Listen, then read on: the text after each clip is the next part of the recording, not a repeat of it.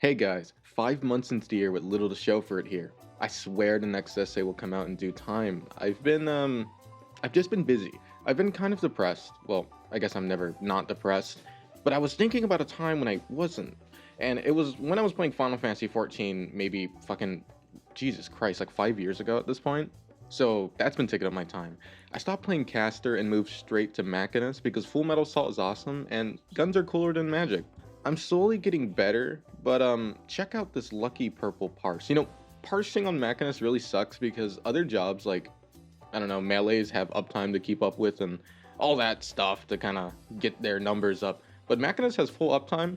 It's almost just lucky crits. I record these with a vocal truncator. I hope you'll notice when I turn them back on in just a second. And frankly, Wickenburg is a total loss. Here is a man with one lettuce, wondering what else he ought to buy.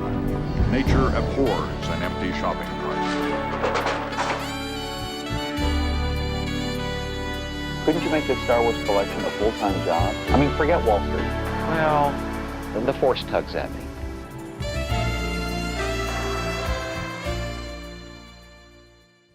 Just gave them to him 2 days ago. He's got to give you a grace period. Are you even vaguely familiar with the concept of giving? There's no grace period. Well, didn't he re-gift the label maker? Possibly. Well, if he can re-gift, why can't you de-gift? I haven't posted in a while for more reasons than work or school or gaming. I just don't have a lot to say nowadays. Well, honestly, I just don't want to research stuff outside of like casual reading. I'd appreciate if anyone had requests for topics, like old school Digibro style. You're in the rant wormhole where I rant about whatever my $15 a month plus patrons ask me to rant about. Today's rant is from Anime Watcher, who says, rant about people misunderstanding / fearing postmodernism. Because all I could think of, and I've had like these Google Docs sitting around for a while, is VTubers make me want to kill myself, random essays I think are worth communicating, and Genshiken, but specifically Genshiken as a perpetual window into the repatriation of otaku culture, since, well, there's a great paper about it, and the whole global homo tension of this worldwide but nonetheless nation-centric fandom, I guess. It might be better for the podcast. But I was at a bookstore in San Francisco, one of those expensive / antique / first printing edition stores, and he carried a copy of Given Time by Derrida. It seemed interesting, like a casual read I'd read on a train, which I did end up doing. But I also read this pornographic fan fiction the other day, and I found there was a consequent link between the two. One is about the impossibility of a gift, departing from the social theory of Marcel Mauss, and the second one is about two fictional characters bumping uglies, but also about the impossible gift. Before I continue, it's worth noting the status of the text as a fanfiction. Wise and the subsequent male MCs of the gacha market function less as characters as they might in a Baroque period romantic narrative, but instead act as effective stand-ins for the viewer and their desires. See Wise's fandom personality. And possibly a forthcoming return to this idea in tech. Here's an old essay I wrote that kind of related. I think this is due to the atomizing tendency of otaku media to create things to a taste, whether inherent to the function of new media or a personal desire. Kind of like Macross or Gainax is an entire studio, right? Otaku media is fans making stuff that they like based on things they like. Make no mistake, characters have personality. A piece of writing in good taste would still attempt to at least function as a meaningful copy of a character. Anything less may as well be unrelated to the fanfiction, and you might as well just make your own thing at that point. But this also goes for the characters themselves, existing as a flanderized portrait of themselves rather than a pure representation of them within a self-ordained context, a simulacrum, as a certain someone might put it, active in its own regard, but without the mimicried interiority of another's poetry. The game, I don't know if I said it before, but Zenless Zone Zero can't answer certain questions as it risks a level of pliability that the design requires to function. Oopsie. Seems like I've said too much. A gacha is a closed circuit that problematizes specific traits and dynamics to leave fans to laboriously speculate about them and make fan work. It's kind of like, Toho, perfect example. For the exchange to become a problem, the text has to leave the market entirely. Tune in, queued out, death in, love out. It's probably Reddit as hell to make a commodity that thinks of its status as a commodity, like that new Polyphia music video. God, that was gaudy. This sort of Kantian rigorism isn't meant to produce a reading that dismisses personal desire nor expression, but to paint the difference differences between the two, those differences being the key moment of the text. Something that is otherwise completely alien to how these franchises resolve their stories. Wise, the main character of Zenless Zone Zero, represses himself in order to refuse the exchange laden in his relationship, or taking into account his status as petit bourgeois, the exchange laden in every action within New Eridu. We really can't think outside of capitalism, it seems. Right, also the girl is, it's Sissia. I love her. You can check out one of my kills on my second channel. I don't upload very much because the game's kind of easy. Their dynamic is rather simple. If you wish, you may substitute Wise with Bell. The Proxy siblings own a video store, a front for their highly illegal holo-diving work, living double lives with quiet responsibility. Wise is an everyman, nerdy, into zoners and fighting games, and exceedingly polite. But Sissia, on the other hand, works for the police. Originally from the Outer Ring, she was born into suffering and starvation, creating what is visible as PTSD and an anxious relationship to food and scarcity. In her all-too-fast character progression, I mean, she's doing a bit better now, hanging around the Proxy household, being provided for, and earning her place as a figure of authority in her own ranks. Outside of the direct text, she's seemingly becoming a mainstay character with her inclusion of 3.0 patch. You can have all these. I don't need them. The snack samples, they don't taste that great anyway. Whoa, whoa, whoa, it's not free. There's a price for it. Next time you come across a free, delicious egg dish, you have to share it with me, too. The fan work, the fan fiction, takes their dynamic and adds a bit of sugar and spice. Though most of the events pair well with the canon trust events, the author placed painstaking detail in their quotidian affairs. A good 70% of the 15,000 word count is dedicated solely to the quibbles of familiar company. No doubt, sex appeal deals in delayed gratification, and in bulk, 70% of normalcy exists to the ground the literal climax. Expulsion without congregation is just kind of boring anyways, you know, like edging. In the fan fiction itself, there's a weird moment of repression, castration, anything and all. The male lead leaves the bed that he, for some reason, shared with the woman he wasn't dating, and escapes to the rooftop of a nearby business to, sleep on the roof. Sissia freaks out because she doesn't feel his warmth and returns to lie down beside him on top of the roof. Nights must be warm as hell over there. But why? Well, try not to question the literal choices in the work. I don't know, I thought it was really weird. There's a lot of weird choices in it. But the reason why he left is kind of complicated. Wise feels lust for her and love too. But his anxiety isn't as simple as, I don't understand real girls or real women. Play the clip. I don't understand real girls, let alone virtual ones. This mythical economics of the relationship is retroactively visible, their relationship being mediated by coercion. Wise has some power over her. He lets her basically live there for free, eat their food for free, and is also a beacon of comfort to her. If he wanted a relationship or just wanted to bang, there's an implicit debt placed onto her, and the only answer he has to flee from that economy. That's Duke! How? Don't be too sure it's an act of love.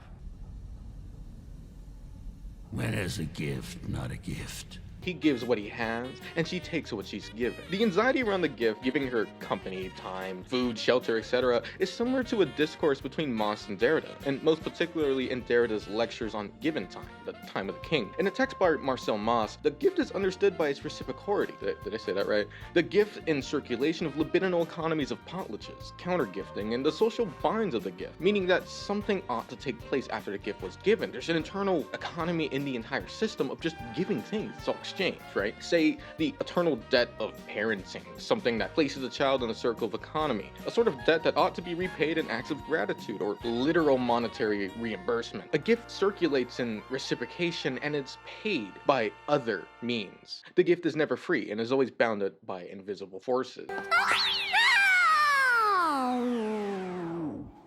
Wise's dilemma is Mausian in nature, a sort of Kafka-esque system where even charitable acts, once they enter consciousness, reveal themselves as nodes in a larger structure of power and obligation. His previously unconscious generosity becomes retroactively charged by his newfound desire. Each meal, shelter, and social favor suddenly becomes legible as accumulated debt he could call in if he really wanted to.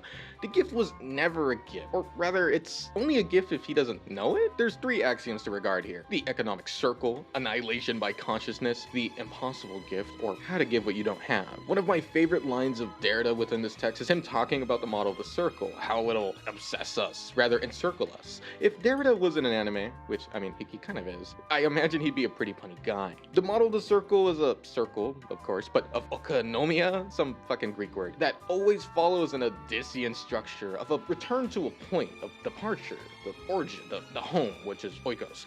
The circle eventually returns, similarly to how one might draw a circle, or even a circular economy where product reach certain points of production, marketing, consumption, until it eventually returns back into base materials and started all over again. Exchange is probably best understood like this: labor, payment, then to food and fuel, then back to labor again. A pure gift requires an act of radical forgetting. Not just forgetting in the psychological read, but a transcendent forgetting for both the giver and the donee. Almost as if a giving hadn't taken place at all, specifically to bypass the economy and remain economic, something that shouldn't be shared with an innocent friend. The power he held over her was all damning. All those meals, those hours in their home, to turn those against her was unscrupulous. The moment, and this is also from the fanfiction, I'm quoting it, Wise recognizes the territory mapped out by his sex position, meals, and time, they're immediately turned against him as a form of coercion. No longer gifts or unconscious acts of service, but deeds your sugar daddy does to seed an ambiguous counter gift. Only acting without intent at all would